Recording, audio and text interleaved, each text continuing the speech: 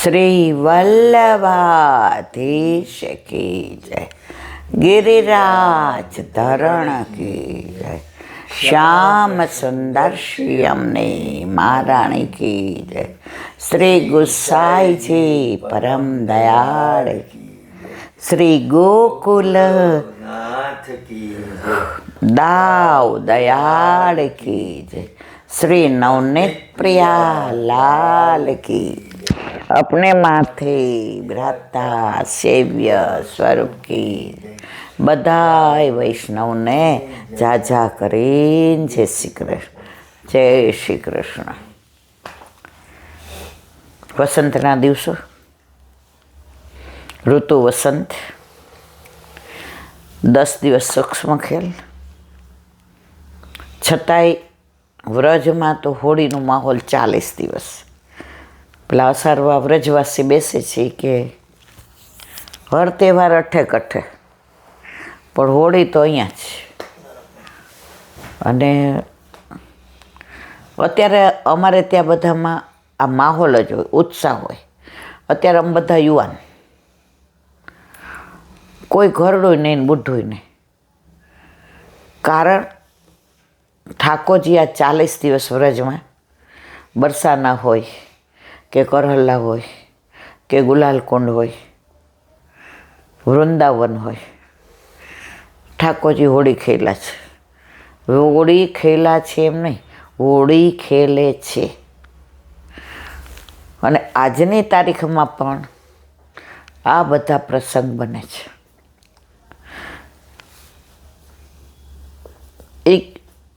એક વૈષ્ણવ કે અમે લોકો લગભગ 25-30 વર્ષ પહેલાં હોળી કરવા ગયા। બધા કે બરસાનાની હોળી। હવે 30 વર્ષ પહેલાં ભલે આટલી ગીર્દી નહોતી પણ એટલી તો હોય જ। તો અમે તો સવારે વહેલા કે ઠાકોરજીને પહોંચી ઝાંપીજી લઈને ગાડી કરીને નીકળ્યા। ટેમ્પો ટ્રાવેલ્સ 17-18 જણા હતા, એટલે 18ની ટેમ્પો ટ્રાવેલ્સ હતી, અમે 15-16 જણા હતા। એમાં જેણે ઠાકોરજી લીધા હતા એણે બધાએ ઝાંપીજી લઈ લીધું। બરસાનાથી 10 કિલોમીટર પોલીસ ચોકી, એટલે ત્યાં રસ્તો બંધ। બહુ રિક્વેસ્ટ કરી, પૈસાની લાલચ, એ કે આમાં એકેય તમે હાજા નહીં રહ્યો, એટલો બધો રસ છે। હવે એટલી બધી મનમાં ગ્લાનિ થઈ કે કેટલો પ્લાન કર્યો, કેટલું પેલું કર્યું, પણ હોળીનો મેળ પડ્યો ને। પછી નિરાશ થઈને પછી પાછળથી પાછા ફરીને ગયા તો લસ્સી પીવા ઉભા રહ્યા। તો અમે કીધું કે ભાઈ અહીંયા ભલે ને એક જણના 500 રૂપિયા લે, પણ અંદર કાંઈ અમને હોળી દૂરથી ભલે જોવી છે। એ કે એ સબ ગુજરાત મેં ચલતા હૈ, અહીંયા નહીં ચલતા। એ કે એવું આમ અમને આમ, એટલે બિચારા બહુ પ્રેમાળ હતા। એ કે હોળી મેં તો સબ વીઆઈપી હૈ રાધાજી के, લાડલી જી કે આગે સબ સરખે, એટલે અહીં તમારો મેળ નહીં પડે કે આમાં 2-4 જણા જે 40-45 વર્ષના છે એ અંદર કરી જાઓ, હું તમને અહીંથી મારા ઘરેથી એને જવા દઉં। પણ આ બધી માજી ને મા ને બધી એ ડોકરી બોલે, ડોકરી તો નહીં જાય કે। એટલે ઓલા લોકો કે અમે કીધું સારું અમને 2-4 ને જ જવા દો, બીજા તમારા ઘરમાં બેસશે। તો કે ઘરમાં અત્યારે ન લેવી જવાય, પોલીસ સમજે કે અમે તમને એના માટે જ લઈ જઈએ। પછી એક 2-2 કરીને લઈ ગયા। હવે કે પેલા ટૂંક લે લો, અમે તો બધાએ ત્યાં વ્રજવાસીને ત્યાં થોડું ખાધું, નીકળ્યા હતા સવારના, અને આ ધમાલમાં તો 11-11:30 થઈ ગયા હતા।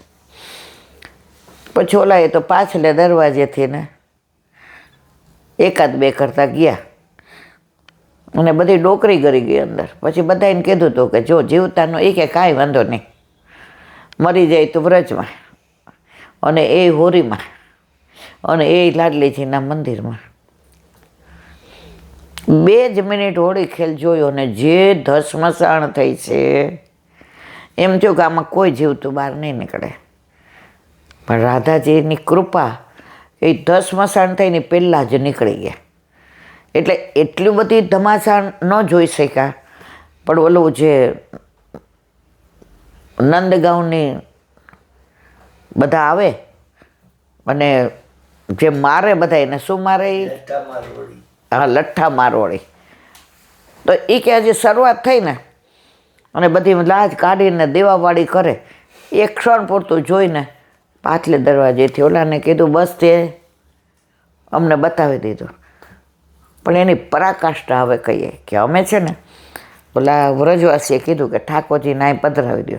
હવે કોઈ ઝાંપીજી આમ કરી નાખે, તેમ કરી નાખે, દબાઈ જાય ને અમે ત્યાં પધરાવી દીધા.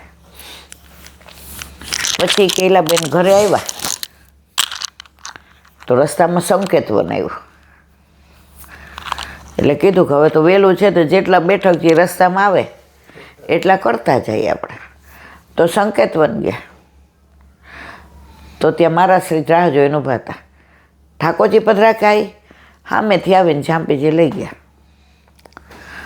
રાજભોગ અમારા ઠાકોરજી, અમે ટેન્શન કરતા હતા કે હવે ઘરે જઈને આપણે કાંઈક ઠાકોરજીને ધરાવીએ શ્રમભોગ, કારણ કે અમે ગયા ને ઠાકોરજીને નહોતા લઈ ગયા.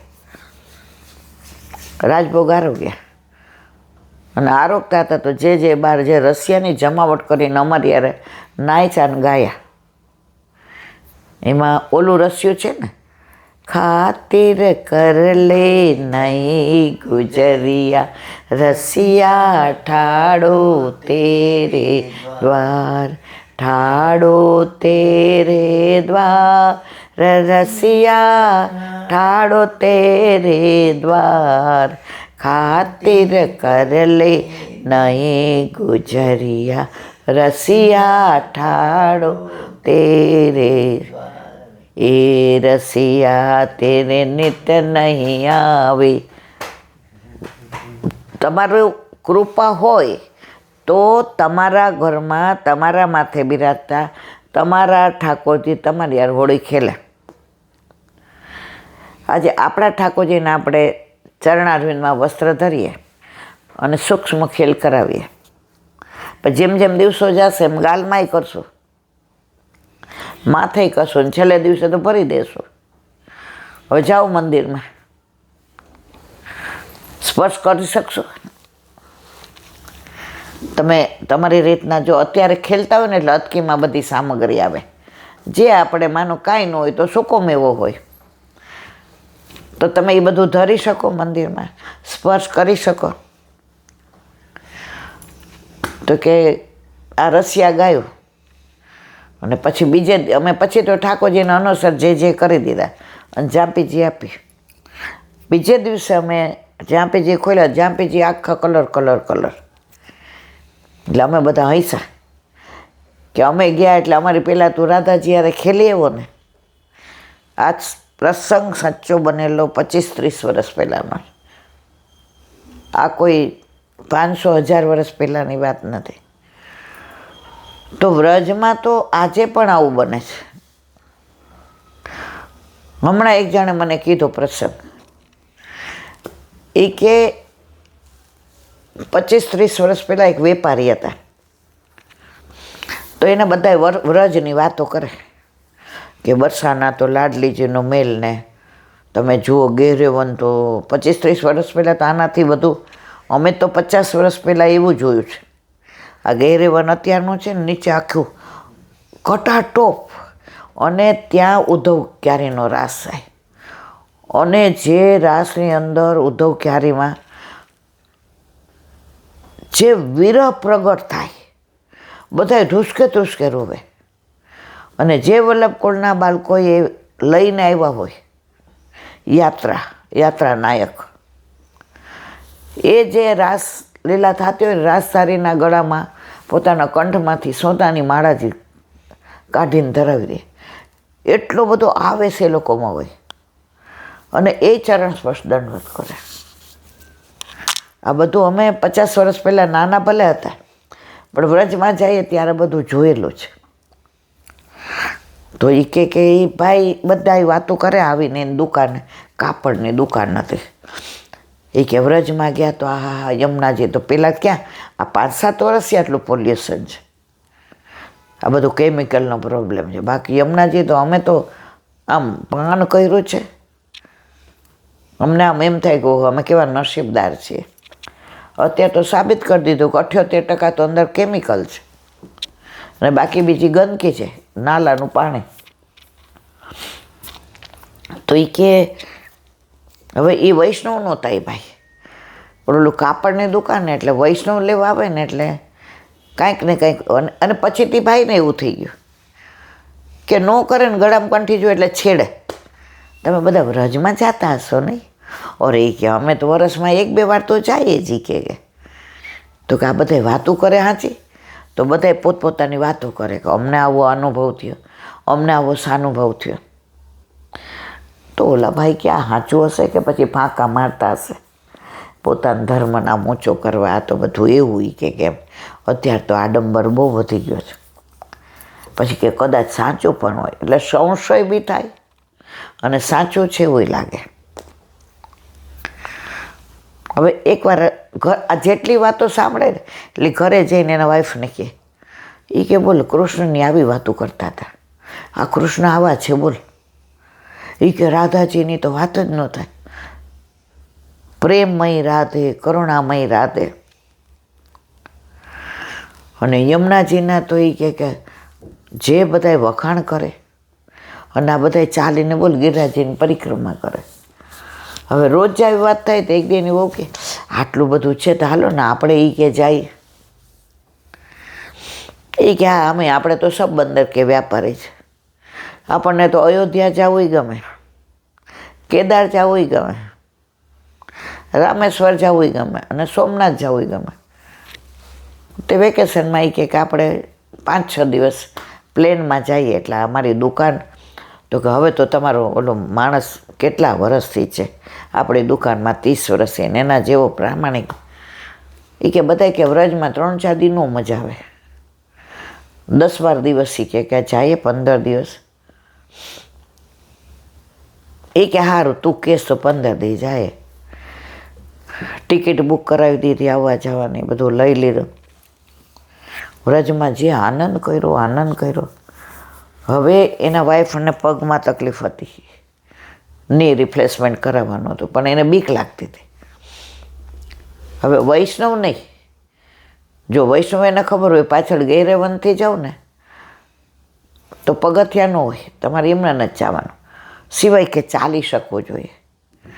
પહેલાં તો આપણે ચાલી નહીં જતા ને પગથિયા ચડીને, અત્યારે તો હવે એટલું ચલાતું નથી. પણ હવે પાછલા રસ્તેથી ગાડીમાં છેક લાડલીજીના મંદિર સુધી અને ત્યાંથી ડોલી મળે છે. હવે ત્યારે આ પાછળથી નહોતું જવાતું એટલે બિચારા ઓલા બેને કીધું કે મારે આવવું તો છે. એ કે પગથિયા ચડવા પડશે. નીચે ડોલીવાળા ઊભા હતા. એ કે મારે ડોલી નથી કરવી, રાધાજીમાં મને એટલો બધો પ્રેમ છે, મને રાધાજી બોલાવી છે અને હું તો પહેલી વાર આવી છું. તો એ તો આવી નહીં કે ઘરે તો એ રોજ પેઇન કિલર લે ને ઓલી ટ્યુબો લગાડે ને માલિશ વાળીને બોલે.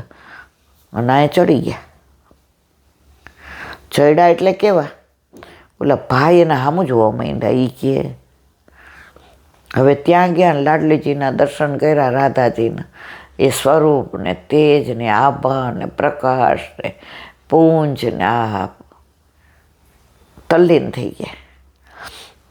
હવે એણે એના વરને કીધું, એ કે આપણે પૂજારીજીને કહો ને કે અમારે આવો પહેરવેશ કરાવવો હોય, વસ્ત્ર ચુંદડી ચણિયા ને ચોળીને, તો કેટલી ન્યોછાવર થાય. એટલે કે જે તમારે દેવું હોય, જે તમે આપો એ પ્રમાણે. તો કે અમે કરાવીને મોકલાવીએ તો એ કે માપ તમારી પાસે ના હોય ને, એટલે તમારે અમારી પાસે જ માપ હોય. એટલે એ 25, 30, 40 વર્ષ પહેલાંની વાત છે. તો કે 750 થી 800 થઈ જાય સારામાં સારો. ઓલા લોકો તો ગયા ઘરે ગયા એટલે કાયમ ઓલા બેનને વિચાર આવે, લાડલીજીનો આપણે વસ્ત્ર કરાવવા છે, રાધાજીના વસ્ત્ર કરાવવા છે. હવે એનો ભાઈબંધ જે પ્યોર વૈષ્ણવ હતો, એનો ભાઈબંધ જાતો હતો જે વૈષ્ણવ નહોતો, એટલે એણે એને 750 કે 800 રૂપિયા આપ્યા કે તમે પૂજારીજીને કહેજો, મુખિયાજી આવડે નહીં, કે અમારા રાધાજીનો વસ્ત્ર કરાવે. હવે એ ગયા એને 1.5-2 વર્ષ થઈ ગયા હતા, તો પૂછ્યું કે આજ અમારે વસ્ત્ર કરાવવાના છે. એ કે કેટલા? એ કે 1000 રૂપિયા. હવે તો 750 કે 800 જ આપ્યા હતા. ઓલો કે કાંઈ વાંધો નહીં, મારા એટલા નાખી દો અંદર. તો આનો મનોરથ પૂરો, અને મારે કાંઈ કહેવું નથી.